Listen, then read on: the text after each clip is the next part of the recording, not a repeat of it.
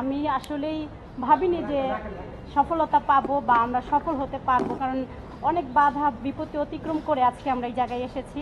তো আমাদের এই রায়টা যেন খুব দ্রুত বাস্তবায়ন হয় এবং 90 দিনের মধ্যেই যেন আমাদের যে সরকার বর্তমান আছেন তিনি যেন আমাদেরকে নিয়োগ দেন এবং আমাদের জন্য কোনো বৈষম্যের শিকার আর না হতে হয়। 85 জন প্রতিবন্ধীকে তাদের প্রতিবন্ধী কোটায় সহকারী শিক্ষক প্রাথমিক বিদ্যালয়ে নিয়োগ দেওয়ার জন্য নির্দেশনা দিয়ে রায় দিয়েছিল। উক্ত রায়েরই আজকে চূড়ান্ত রায়টি লিখিত আকারে প্রকাশ হয়েছে, 17 পৃষ্ঠার রায়, যেখানে আমাদের যে দাবি ছিল সেটার পক্ষে পুঙ্খানুপুঙ্খানুভাবে আলোচনা করে, যেহেতু ইতিপূর্বেই আমাদের পক্ষে রায় হয়েছে, সেটা প্রকাশ পেয়েছে।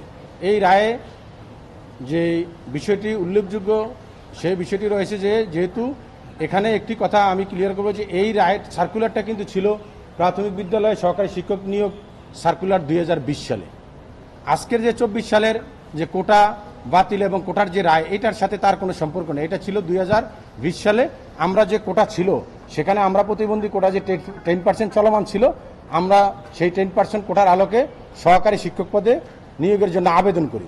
যথারীতি আমরা লিখিত পরীক্ষা উত্তীর্ণ হই, ভাইভায় অংশগ্রহণ করি। কিন্তু রেজাল্ট প্রকাশের পরে দেখা যায় যে সার্কুলার এবং তৎকালীন যে আইনে 10% কোটা ছিল প্রতিবন্ধী আর এতিম প্রতিবন্ধীদের জন্য, সেই কোটাটা 1%ও মেনটেন করা হয় না। তখনই আমরা এই রিট পিটিশনটি দায়ের করেছিলাম। আজকে এখানে যে আলোচনাটা করেছেন মহামান্য হাইকোর্টের মাননীয় বিচারপতি মহোদয়গণ, যে প্রতিবন্ধী সুরক্ষা আইনে যে 35(1) সেখানেও বলা আছে যে তাদেরকে কোনোভাবে ডিসক্রিমিনেট বৈষম্যের স্বীকার করা যাবে না, এবং সংবিধানের 28-এ যেটা বলা আছে যে পিছিয়ে পড়া জনগোষ্ঠীকে আগে আনার জন্য যে কোনো পদক্ষেপ নেওয়া যাবে, সেটাকে এখানে প্রাধান্য দেওয়া হয়েছে। সর্বশেষ একটি নির্দেশনা দিয়ে মহামান্য হাইকোর্ট সরাসরি একটি নির্দেশনা দিয়েছেন যে the respondent are directed to appoint the petitioner, যে এই যে 285 জন আমাদের পিটিশনার রয়েছে তাদেরকে প্রাথমিক বিদ্যালয়ের সহকারী শিক্ষক পদে তৎকালীন সার্কুলার আলোকে যে 10% কোটা ছিল তার আলোকে তাদেরকে নিয়োগ দেওয়ার জন্য নির্দেশ দিয়েছেন। আর এই রায়টি রায় পাওয়ার থেকে, যেহেতু কালকে এটা পাবলিশ হয়েছে, ওয়েবসাইটে দেওয়া হয়েছে, 90 দিনের ভিতরে বাস্তবায়ন করার জন্য সংশ্লিষ্ট কর্তৃপক্ষের প্রতি নির্দেশনা দিয়েছে।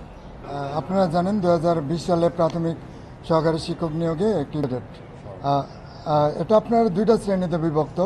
একটা আচ্ছা, এখন আমাদের যেহেতু রায়টা বাস্তবায়ন হয়েছে, রায়টা আমরা পেয়েছি আজকে, আমরা খুবই আনন্দিত। আমরা চাচ্ছি যে এই রায়টা দ্রুত যেন সরকার বাস্তবায়ন করে আমাদের এই প্রতিবন্ধী মানুষ আদালতের প্রতি সন্তুষ্ট জানিয়ে আমরা সরকারকে জানাতে চাচ্ছি যে এই রায়টাকে যেন অতি দ্রুত বাস্তবায়ন করে, এবং বিশেষভাবে মানবিক দৃষ্টিকোণ থেকে হলেও যেন আপিল না করে আমাদের যেন দ্রুত নিয়োগের ব্যবস্থা করা হোক।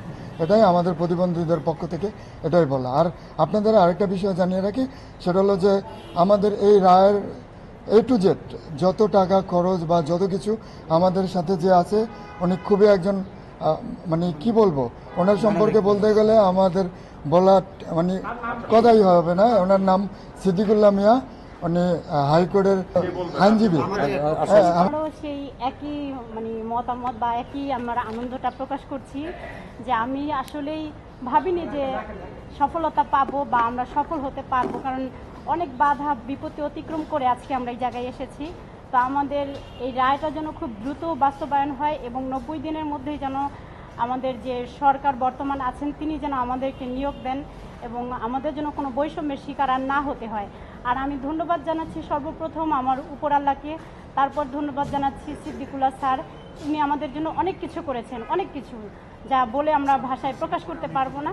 তাই আপনাদের মিডিয়ার মাধ্যমে আমরা সরকারকে জানাতে চাই আমাদের রায়টা যেন খুব দ্রুত বাস্তবায়ন হয়, আমরা যেন খুব তাড়াতাড়ি আমরা নিয়োগটা পেতে পারি। এই জন্য সবাই আমাদের জন্য একটুই করবেন। ধন্যবাদ সবাইকে।